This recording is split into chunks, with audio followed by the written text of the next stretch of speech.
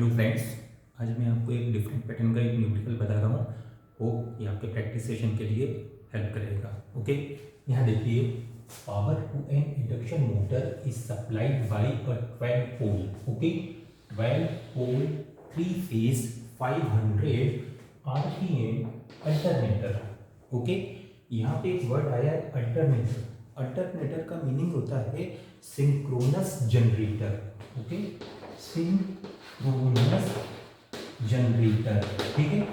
मतलब यह वह चीज़ है जिससे हम इलेक्ट्रिसिटी प्रोड्यूस करते हैं। ये एक वो डिवाइस है। Okay, the full load speed of the motor, motor मतलब यहाँ पे हमारी इंडक्शन मोटर है। Okay, induction motor is full load speed of the motor is 1440 rpm.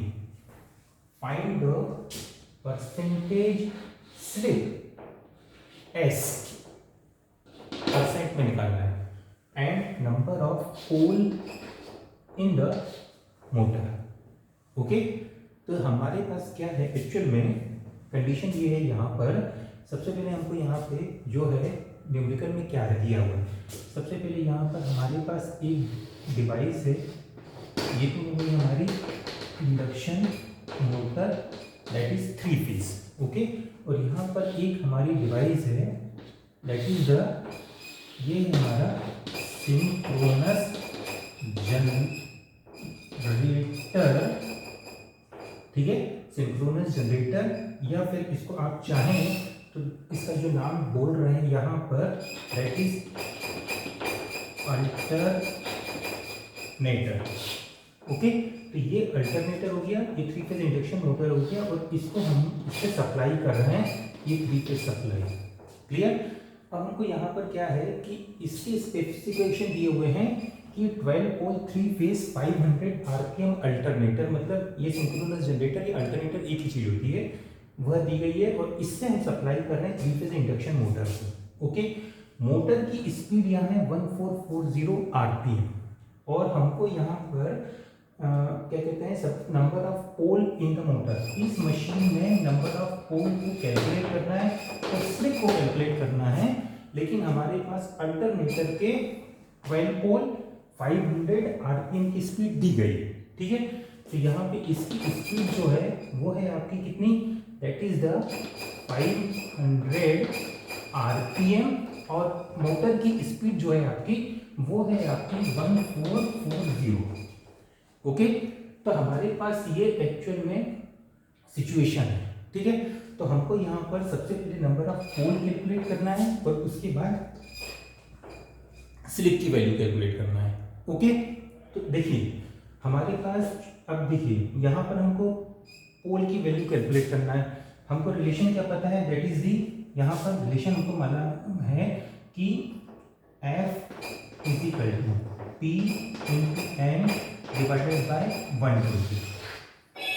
Okay, तो यहाँ पर हमारे पास F is equal to Pn divided by 120।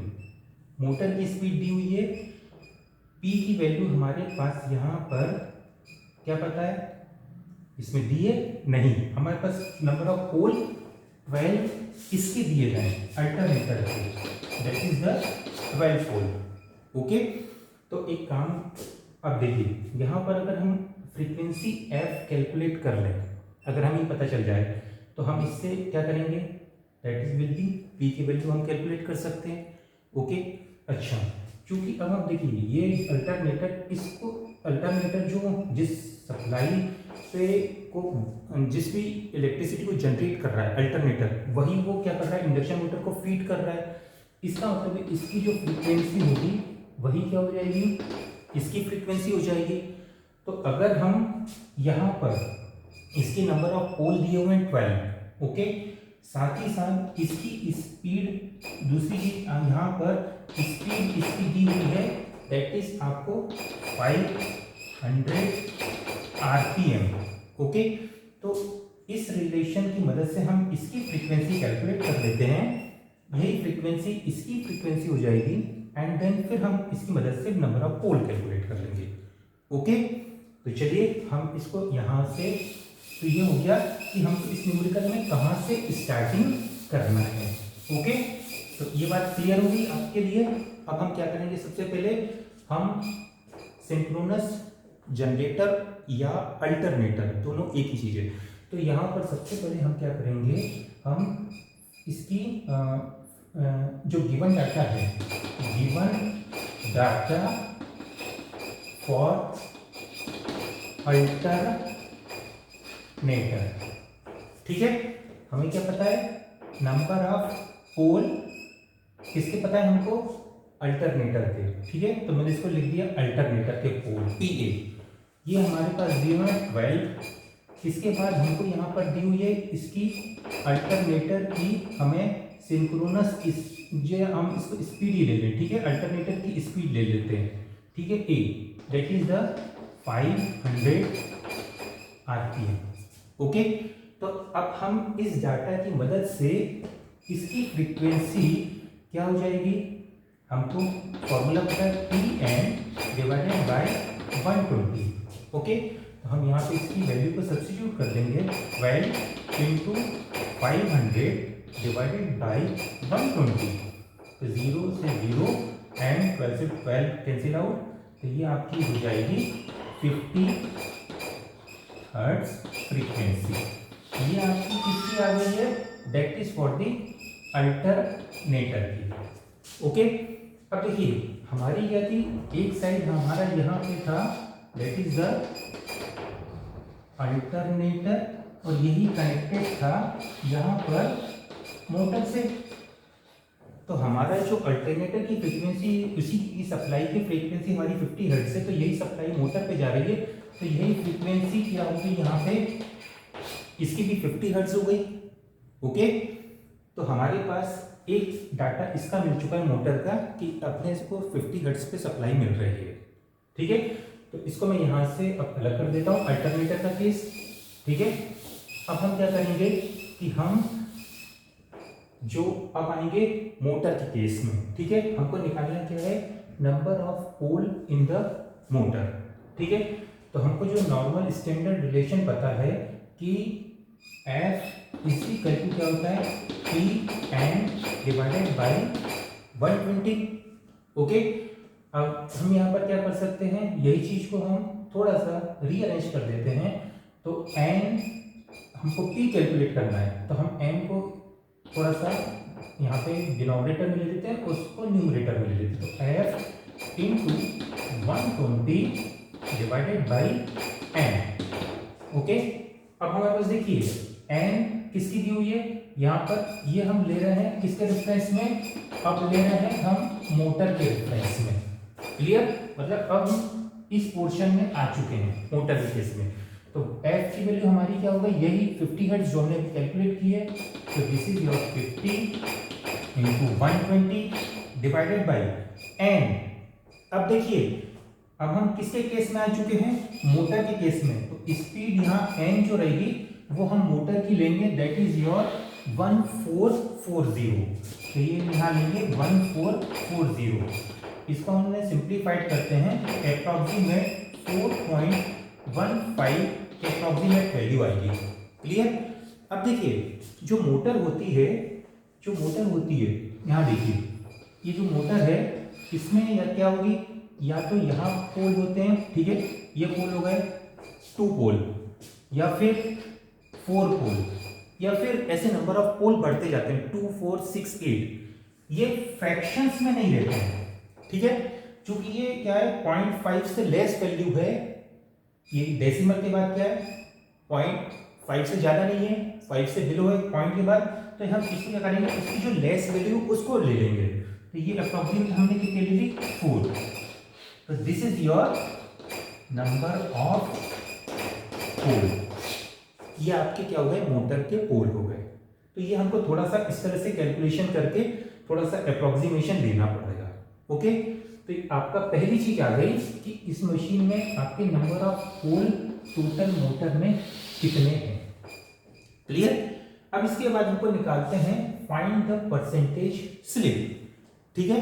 तो परसेंटेज स्लिप है मोटर के केस में, तो हमको यहाँ ये पता होना चाहिए कि स्लिप का स्टैंडर्ड फॉर्मूला क्या होता है, ठीक है। मैंने आपको पहले भी बताया था कि परसेंटेज इन स्लिप जो हम कैलकुलेट करते हैं वो क्या होती है, हमें स्लिप का फॉर्मूला क्या है यहाँ पे, NS, यहाँ पे मैं लिख देता हूँ, S is equal to NS minus N divided by NS into 100%। ये आपका इसका स्टैंडर्ड फॉर्मूला है, ठीक है। अब आप क्या करेंगे, यहाँ पर देखिए हमको ये जो n है, ये मोटर की स्पीड हमको पता है, n is equal to 1440 RPM, okay.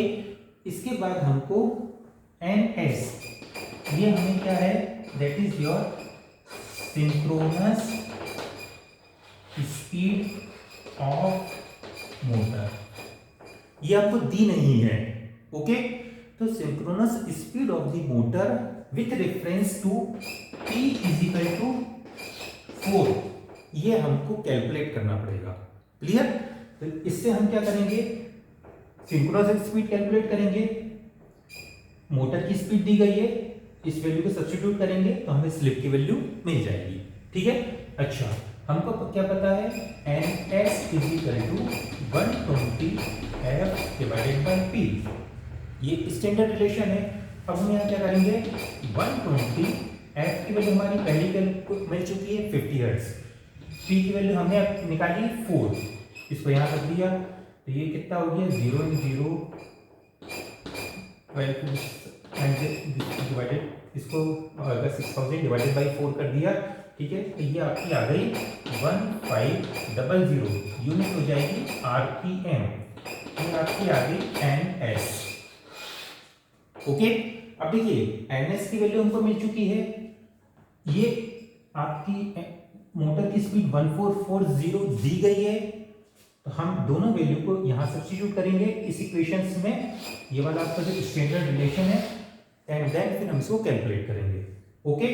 चलिए, तो यहां पर हम इसकी वैल्यू को सब्स्टिट्यूट करते हैं, तो S इज इक्वल टू क्या हो जाएगा आपका 1500 माइनस 1440 डिवाइडेड बाई 1500 इंटू 100, ठीक है। तो ये आपको क्या होगा, परसेंटेज में रिलेशन दे देगा, तो ये आपकी अप्रॉक्सीमेट 4% के आसपास इसकी स्लिप की वैल्यू आ जाएगी, ठीक है। तो इस मैनर में आप इसकी वैल्यू को यहाँ पर कैलकुलेट करेंगे। नंबर ऑफ पोल के लिए थोड़ा सा अप्रॉक्सीमेशन वहाँ पे लेना है, तो इस क्राइटेरिया को जो मैंने आपको बताया है उसको ध्यान रखिएगा, और जो आपका अल्टरनेटर की कनेक्टेड मोटर के रेफरेंस में कैसे न्यूमेरिकल को अटेम्प्ट करना है, उसको किस मैनर में आप एक छोटा सा डायग्राम बनाइए, और पहले अल्टरनेटर का केस सॉल्व करके फिर मोटर के केस पर आइए, और 1 बाय 1 स्टेप फॉर्मूले अप्लाई करते हुए उसके लास्ट तक आंसर लाइए, एंड देन फिर फाइनल जो आंसर है उसको 1 बाय 1 वहाँ पे नोट करें, ठीक है। तो इस मैनर में आप इसके प्रैक्टिस और न्यूमेरिकल की करिएगा।